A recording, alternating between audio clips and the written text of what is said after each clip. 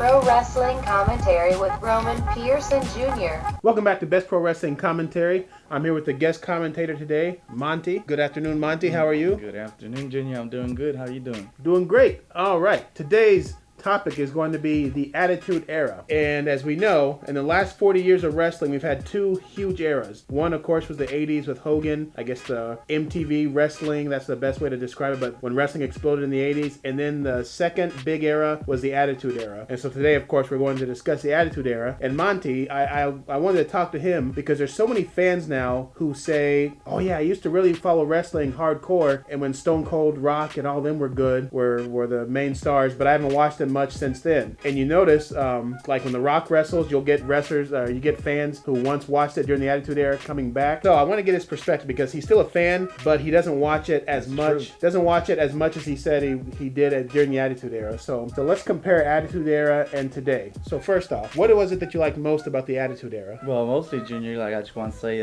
what I liked about the Attitude Era was, it wasn't PG, so it was more catered, I would say, like maybe to the 18 to 35-year-old. Mm-hmm. So now you just have, John Cena, and I guess he's just a cash cow, just for merchandise. What I liked about the Attitude Era, I mean, obviously, the great thing about the Attitude Era to me is one thing they're lacking now is like the number of stars at each level. I mean, they had cruiserweight division back then, so you had like Taka, you had Rey Mysterio, you had that was the recent. After the acquisition of WCW, they pulled in a lot of their cruiserweight division. But even before that, I mean, you had a good mid-card level. You had wrestlers work their way up to where, like, for instance, Austin, Rock, those are, of course, the two big names. They were Intercontinental champions, and they eventually became heavyweight champions, or they're world champions. And then as well, you had that with Triple H, who was Intercontinental, worked his way up the system. Nowadays, you don't quite see that. You see someone who will just come in out of nowhere. One that comes to mind, who's one of my favorite wrestlers right now, is Kevin Owens. I mean, he was the N.X.T. champion. He went to the Open Challenge.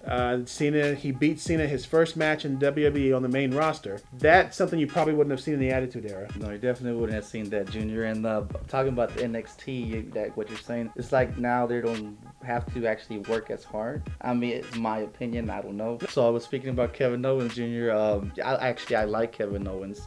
He's athletic, even though he might be not that physically, good shape ability. But other than that, I mean, what other wrestlers do they have that might be like a Rock or a Stone Cold in WWE right now, in your opinion? Right now, of course, the biggest name is John Cena. So if you had to compare who's the top dog right now, it is Cena. Unfortunately, with Cena, he's so stale because he's done the same character for about 10 years now. Right. As you can hear when he wrestles, let's go Cena. Cena sucked. Like, you really wouldn't have heard that with Austin. Well, no, I don't remember Austin getting booed. Hear that with Austin. Rocky got the Rocky Sucks chance when he first started, and then he overcame that, and now look what happened with him. So, I mean, he's the biggest name, but you need multiple big names at the top level like that, because you have Cena, you have Randy Orton, and after that, it's kind of a drop-off. Now, I'm hoping Ambrose comes up, because let me ask you this. People are comparing Dean Ambrose to Stone Cold. He could be a modern-day Stone Cold. What do you say about that? No, I don't see that, but I would like to see more Roman Reigns do something, step up, fix his mic skills. He might have the potential to be, like another Rock or Stone Cold, in my opinion. But Dean Ambrose is good, don't get me wrong, but really don't see him. I see him more like a mid-card level guy. Really? Guy. Dean Ambrose, really? Yeah. Okay. No, that's interesting, because I mean, a lot of people see him as, because that's the first thing I thought of when I first saw him on the mic once the Shield broke up, was seeing him, Austin was the first name that came out to me. Or maybe like CM Punk, but when you're comparing to the Attitude Era, Austin, like the whole anti-hero attitude, leather jacket, I mean, the rebel, but the rebel that the fans like, that sort of thing. I don't know, that's what I thought. Because I think he has great potential, honestly. So I'm interested to see where his character goes. I don't know if they can ever recreate that because of they had all the stars. Yeah. They had like the top stars there. They had all these mid-card stars. No, I don't think so, Jim. I think that was once a lifetime thing. We can't reproduce that. I would like to see the WWE, Vince McMahon, if he's hearing out there, like to switch it from PG back to, a little bit, higher than PG. So you have better fights, like when you're Hell in a Cell, like the blood, all the blood and stuff like that. We don't promote or condone violence. And I mean, I agree with that. And I do think they are slightly moving more towards adult. They're like getting away from just the PG style, because you do hear a little more profanity.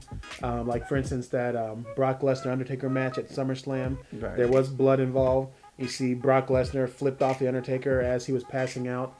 That's actually one of my favorite matches also as well. And you hear like when Heyman gets on the mic, I mean, he doesn't sound PG at all. So I think they're slightly going back to that. Now, I hope they don't try to recreate the Attitude Era. Who would you see? So let's say Austin, Triple H, and The Rock. What 3 wrestlers do you see today? Not counting Cena, because, I mean, he's obviously towards the end of his career. What 3 up-and-coming wrestlers do you see can fill those spots? Has the potential to fill those spots? Oh, there's a lot of Junior I can name, more than 3, but right now, if you had to pick just 3 of the current stars today. If I had to pick just 3, I would say Roman Reigns definitely. He has the potential. He just has to work his skills on the mic. Also, another favorite of mine, which another top 3 is Cesaro. Okay. The king of swing. Yeah. So they were actually trying to do a little push on him when he had Paul Heyman. He has to work on the mic skills. That's also one thing that disappointed me, because I thought once he joined with Heyman, I was like, okay, this guy's going straight to the moon, but that seemed to make things worse for him. Who has potential? I'd definitely say go back to Kevin Owens. I love the fact he's on the main roster. Honestly, I always pay attention, especially when he gets on the mic, because I think he's great. And Ambrose. I mean, I know we disagree. I see potential in Ambrose. He's got the crowd behind him. I mean, I think he deserves a push. Like, seeing him in the run as champion. And I know I didn't mention it, but I mean, Seth Rollins, I think he's an awesome bad guy. He plays the role of like the weasel that squeaks out of matches and everything. Yeah, he's always weaseling out. I mean, I think he does a great job with that character. And on to another topic I would say that was during the Attitude Era, that started during the Attitude Era. That's when they introduced the draft of Raw with SmackDown, where they made them 2 separate shows. I remember that. And plus, that was, of course, back then, as you remember, they had so many stars, so that made sense. But what do you think of that now? How do you think that would work now? I would be talking about that, yes, Junior. I would think that it would be, maybe we'll put some ratings up there for Raw if they did just like what you mentioned. WWE Raw versus SmackDown. That would potentially, I would think, be something good. Like you're saying, go back to that. They should have like their own championship belt, and SmackDown should have their own championship belt. That's something that I would like to see, but it's neither here or there. So why would you say? I mean, why would you say the biggest reason for bringing back the draft would be? Biggest reason I would say, I think it's just it'll be more. I feel like more competitive. You have different rosters on each side.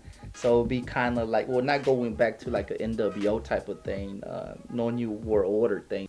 Just be like, I would say like more video game-ish, if you have the 2 different rosters competing against each other. Yeah, because I personally, one thing I did like about that when they split between Raw and SmackDown, so you got to follow, I mean, there was a whole new storylines to follow, a whole new set of characters to get involved with on SmackDown, and then you had it on Raw. And then when there was cross promotion, like when one would go to another, that was a cool thing to see. Right, yeah. So you didn't, I mean, so that would introduce different matches that could have. So also it gives, it lets you develop more characters. You can focus on certain people more when they have their own show. And so just one more thing before we wrap this up. Yes. When it comes to factions, what do you say, how do you compare today's factions with the Attitude Era's factions? Because, of course, that was an era of big factions like DX, Ministry of Darkness, Corporation, The Brood.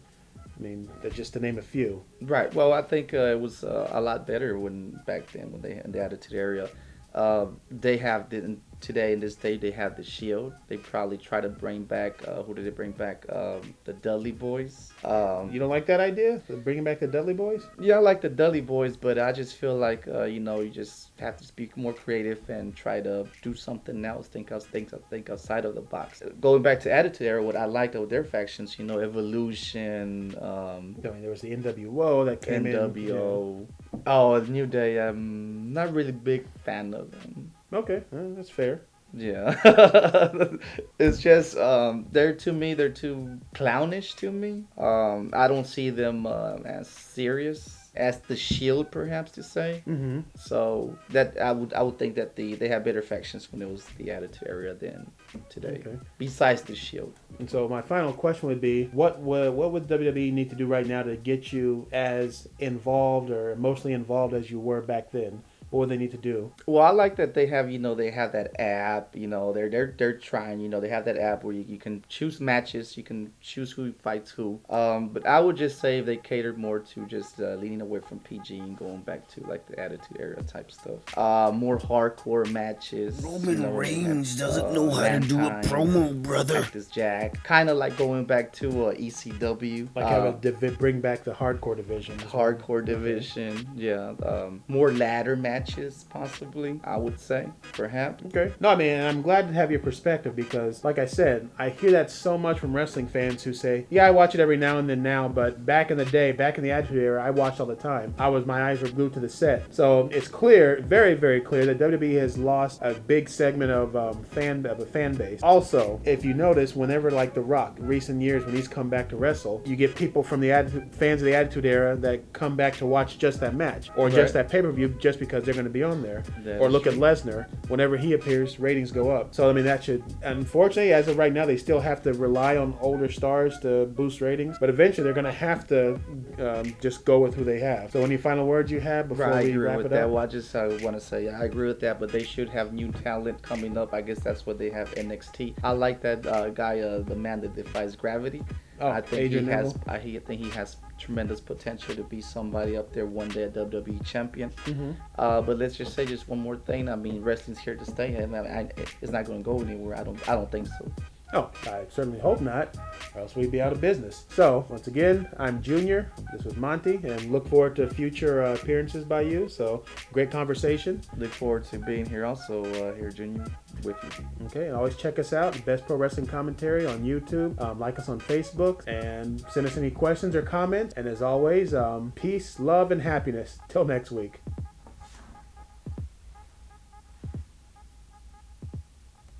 All right, that's it, Junior. I don't know why I had to copied Soul Train there. Oh yeah, brother, I miss AJ Lee. Popped in my head. Alright, Brooks. You do that all the time you wrap up? We always do something different when we wrap up. So there's no like set. You wrap it up? Yeah.